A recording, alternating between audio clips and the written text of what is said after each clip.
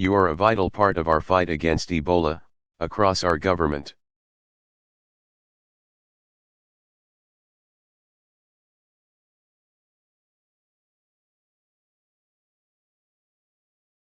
Today, we released an update on our efforts, here in the United States and abroad.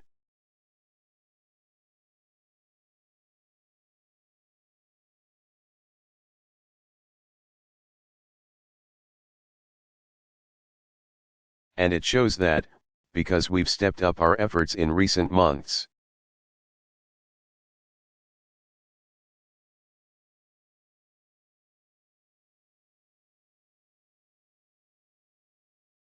We're more prepared when it comes to protecting Americans here at home.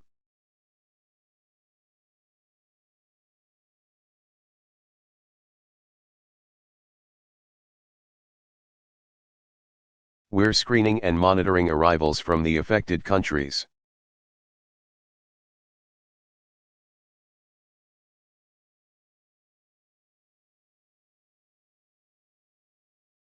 We've equipped more hospitals with new protective gear and protocols.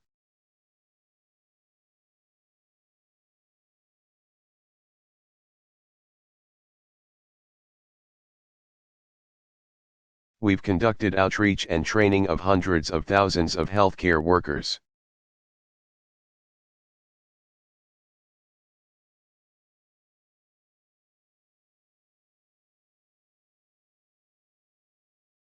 A few months ago, only 13 states could test for Ebola, today 36 states can.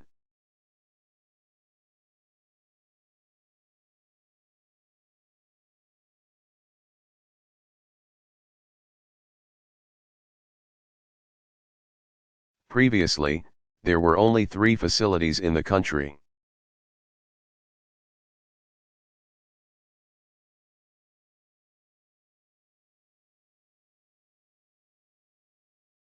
Deemed capable of treating an Ebola patient, including NIH.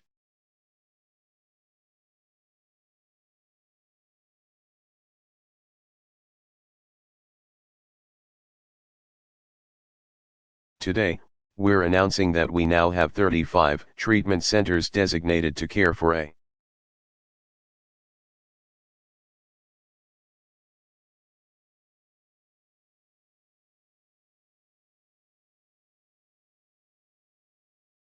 patient with Ebola. So this is important progress. And we're going to just keep on at it.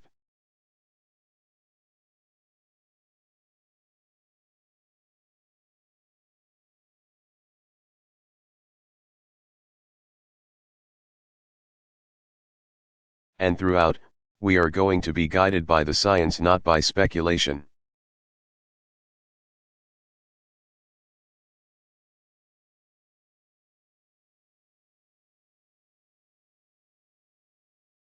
Not by fear, not by rumor, not by panic, by science.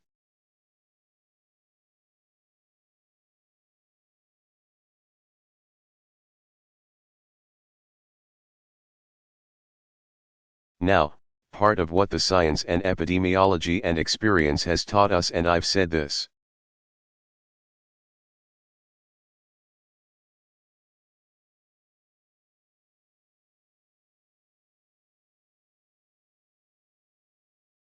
All along is the best way to fight this disease, to protect Americans, is to stop it at its source.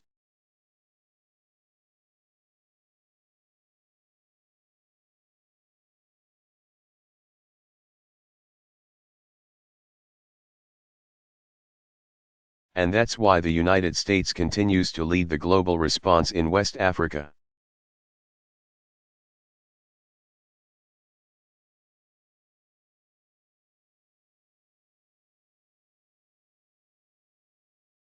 Some 3,000 of our service members and civilians are now on the ground manning that air bridge.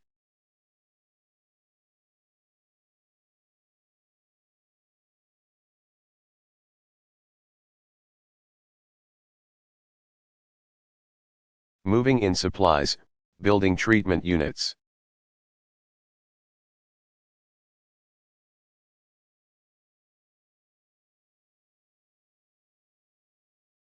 I called some of our troops in West Africa on Thanksgiving to express gratitude, and they were inspiring.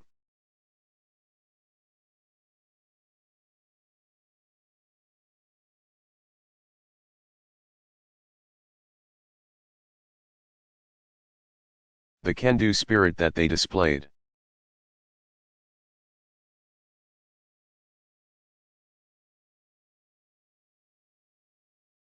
The new medical unit we built in Liberia to treat health workers.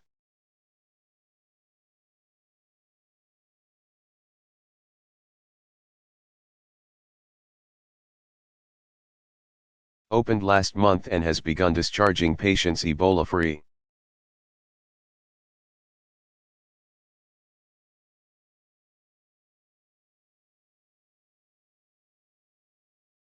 We've ramped up the capacity to train hundreds of new health workers per week.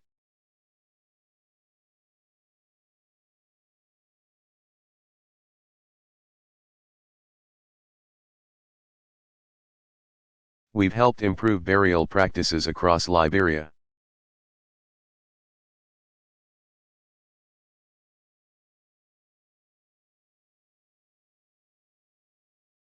And as a consequence, we've seen some encouraging news: a decline in infection rates in Liberia.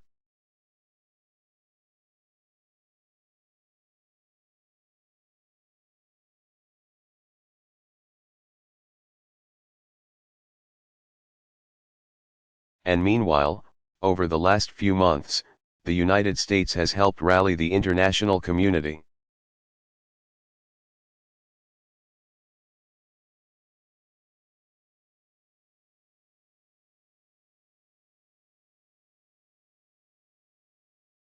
We've mobilized more than $2 billion in commitments to this fight, because this has to truly be a global effort.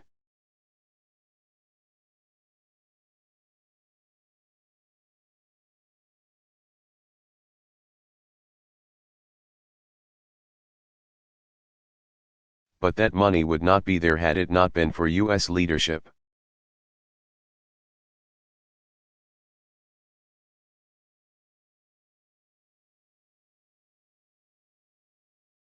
So our strategy is beginning to show results.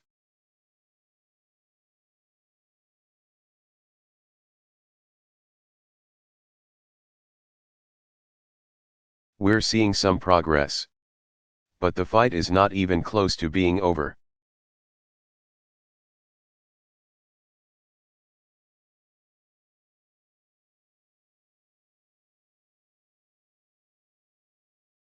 As long as this disease continues to rage in West Africa,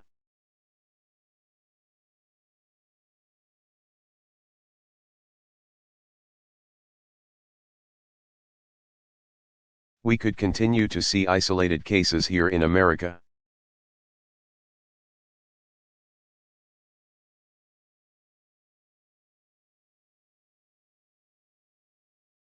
In West Africa, this remains the worst Ebola epidemic in history by a long shot.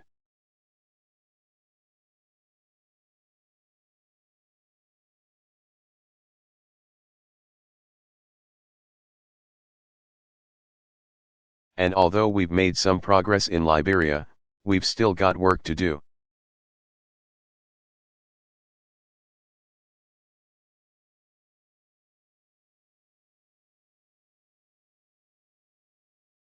We are seeing that we still have a lot of work in Guinea.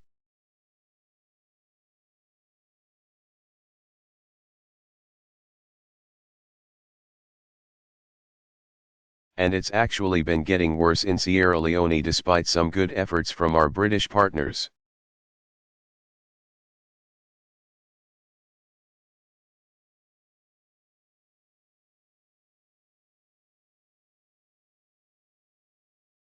And this can still spread to other countries.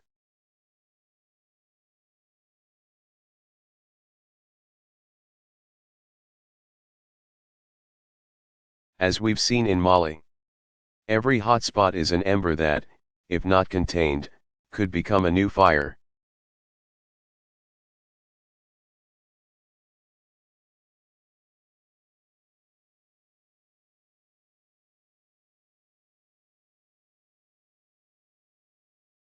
So we cannot let down our guard, even for a minute.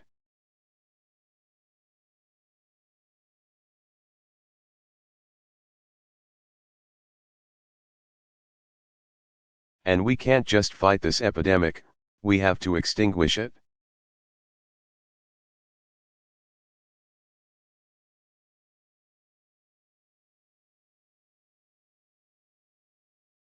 Much of the progress we've made and the progress we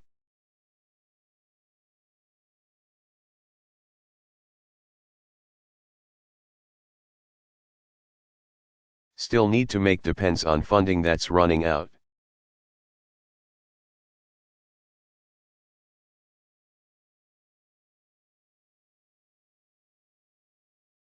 We can't beat Ebola without more funding.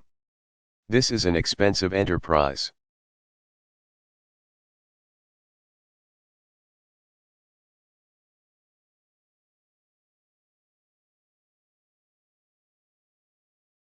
And that money is running out. We cannot beat Ebola without more funding.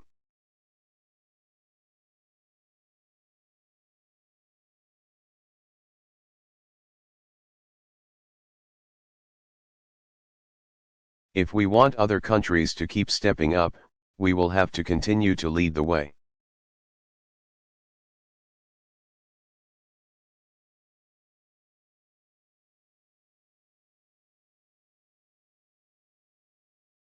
And that's why I'm calling on Congress to approve our emergency.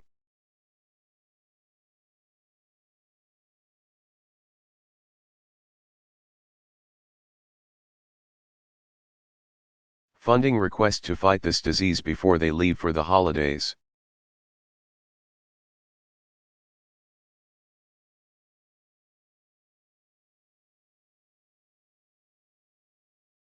It's a good Christmas present to the American people and to the world.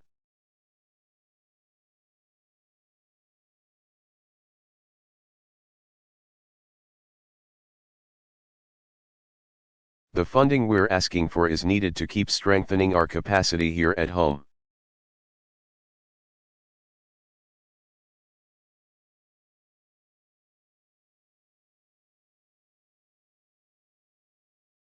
So we can respond to any future Ebola cases.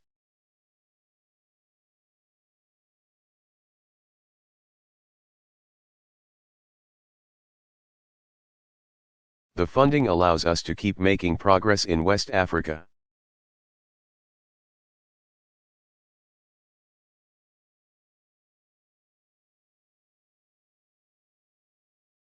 Remember, we have to extinguish this disease. This is not something that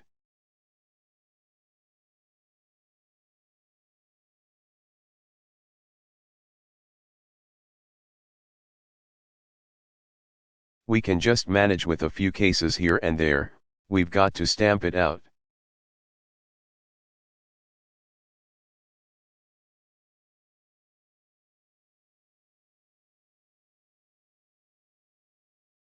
The funding is needed to speed up testing and approval of any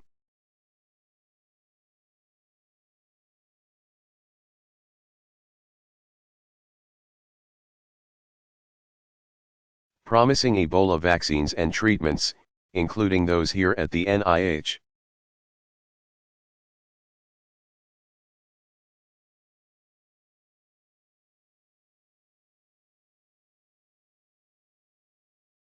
It's needed to help us partner with other countries to prevent and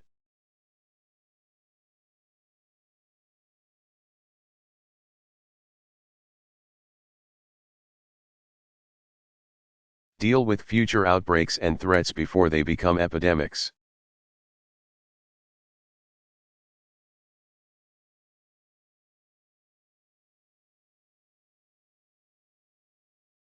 This is something I want to just focus on for a second.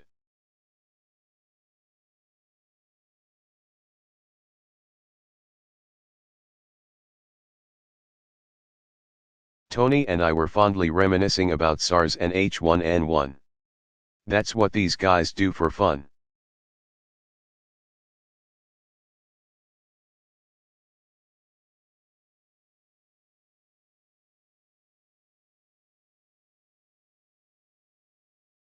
and we were lucky with H1N1 that it did not prove to be more deadly.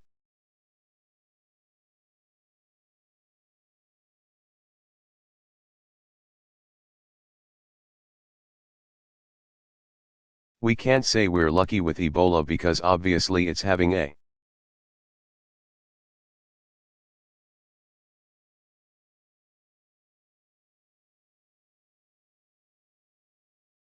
devastating effect in West Africa, but it is not airborne in its transmission.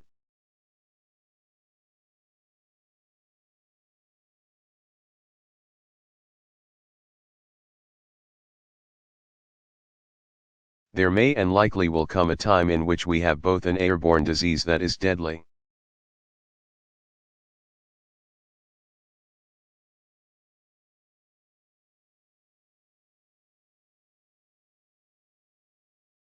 and in order for us to deal with that effectively, we have to put in place an infrastructure not just here at home.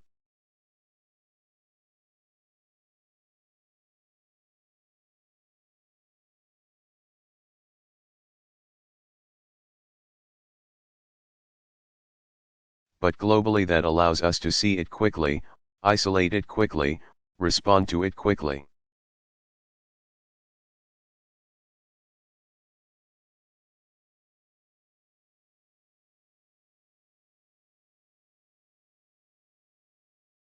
And it also requires us to continue the same path of basic research.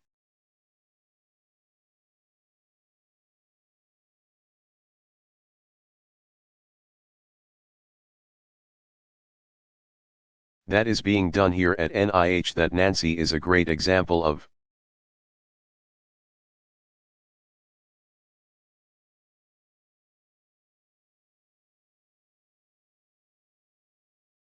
So that if and when a new strain of flu, like the Spanish flu, crops up 5 years from now or a decade from now,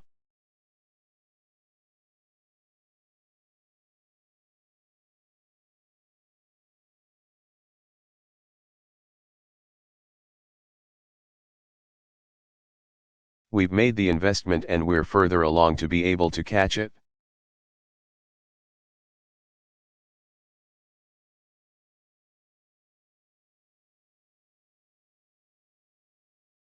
It is a smart investment for us to make.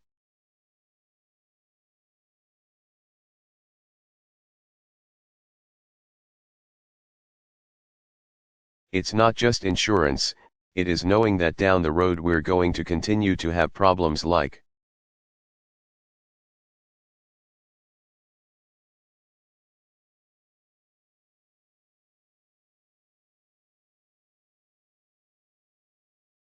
this, particularly in a globalized world where you move from one side of the world to the other in a day.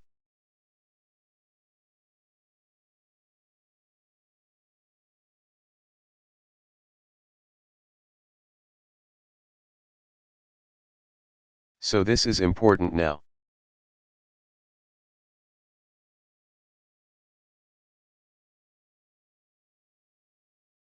But it's also important for our future and our children's future and our grandchildren's future.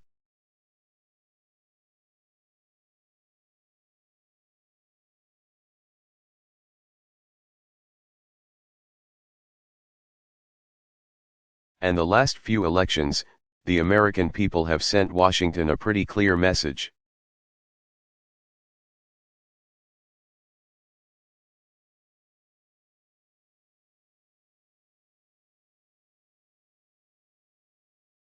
Find areas where you agree, don't let the areas where you disagree shut things down, work together and get the job done.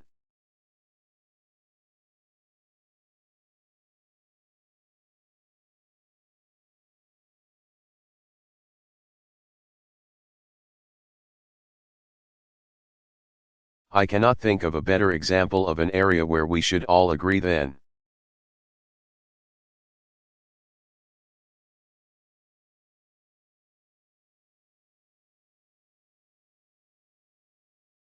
passing this emergency funding to fight Ebola and to set up some of the public health.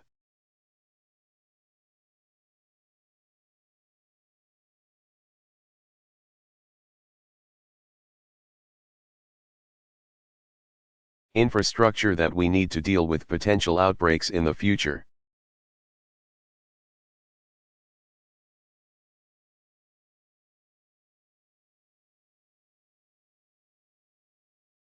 How do you argue with that?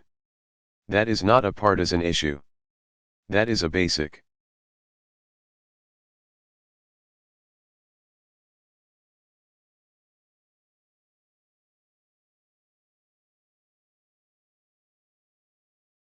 Common sense issue that all Americans can agree on.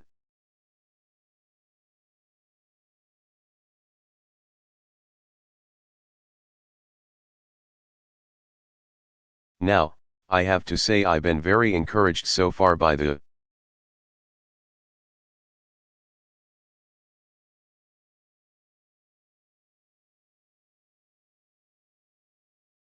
bipartisan support in our various visits with members of Congress.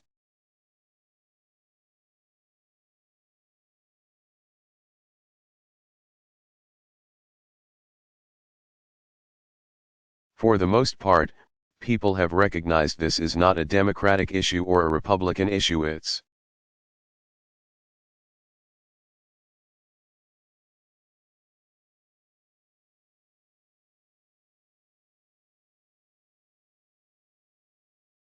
about the safety and security of the American people. So let's get it done. This can get caught up in normal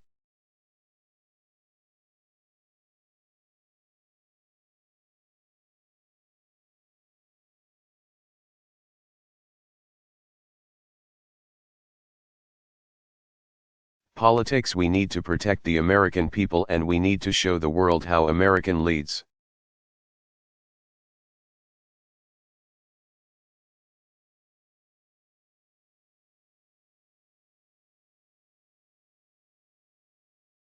I have to tell you, I traveled to Asia, we had the G20 summit. If America had not led, if I had not been able to go to CDC.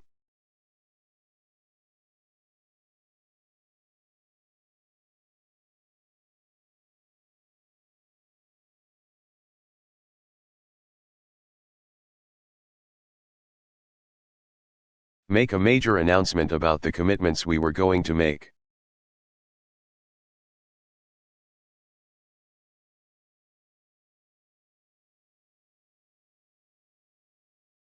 Be able to go to the United Nations and basically call on other countries to step up.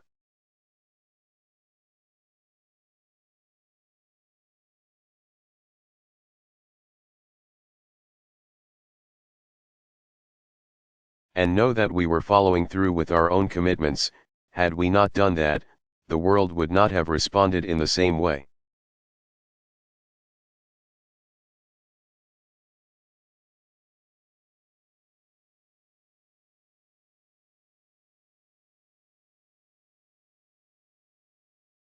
American leadership matters every time.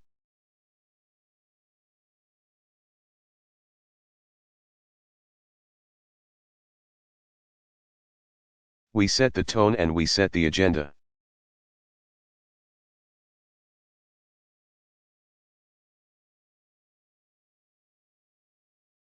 Now, in closing, I want to leave with a story that speaks to what we have to do.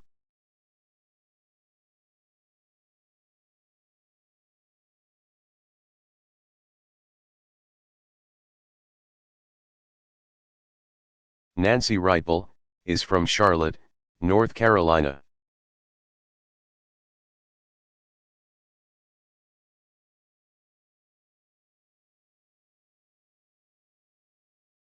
She's a mom, grandma, wife, also a Christian missionary.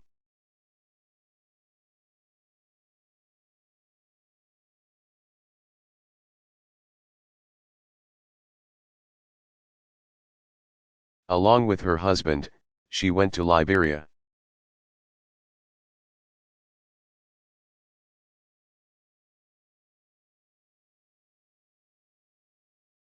She was doing God's work, caring for Ebola patients.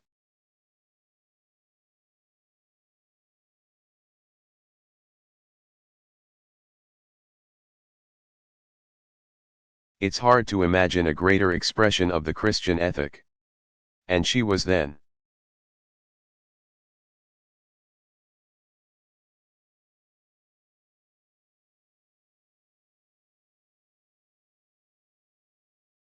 Infected herself. So she was brought back to Emory in Atlanta. She received excellent care.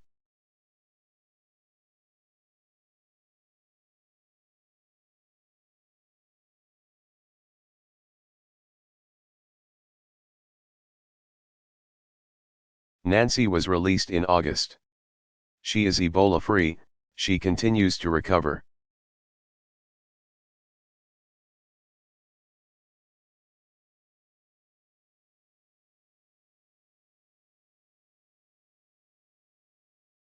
And she said this about how people treat her, even today.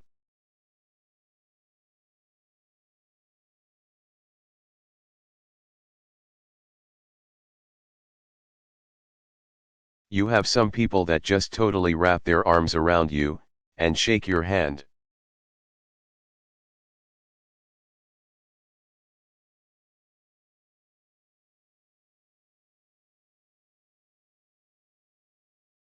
And then you have other people that stand 10 feet away.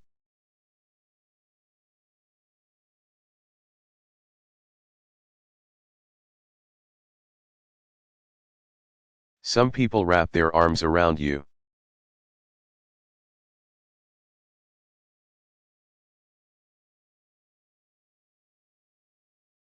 Some people stand 10 feet away. This disease is not just a test of our health systems.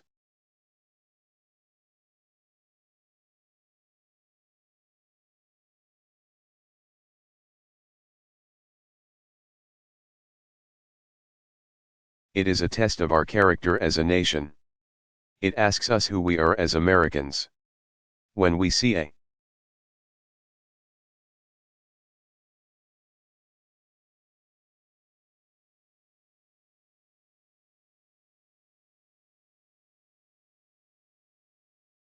problem in the world, like thousands of people dying from a disease that we know how to fight, do we stand 10 feet away?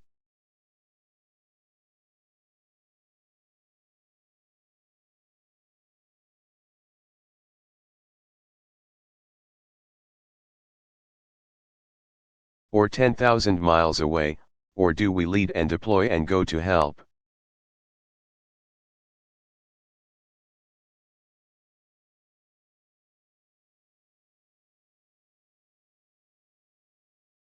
And I know what kind of character I want to see in America, and I know the kind of character that's displayed.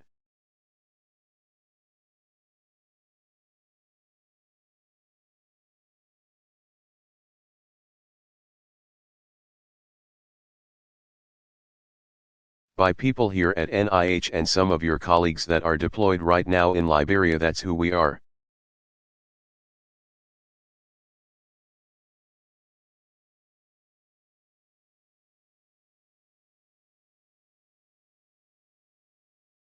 We don't give in to fears.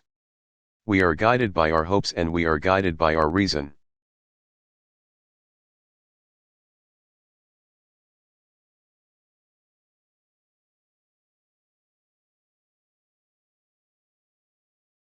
And we are guided by our faith, and we're guided by our confidence that we can ease suffering and make a difference.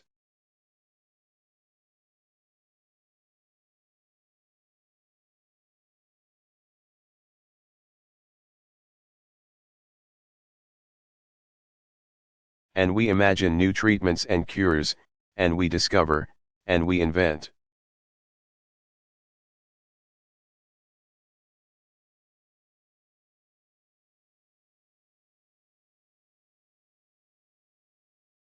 And we innovate, and we test, and we unlock new possibilities.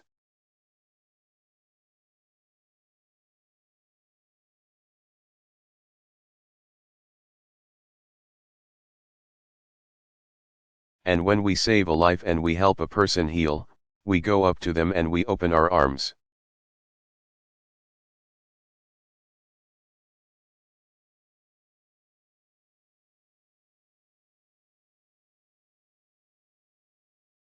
and we wrap our arms around them with understanding and love and compassion and reason.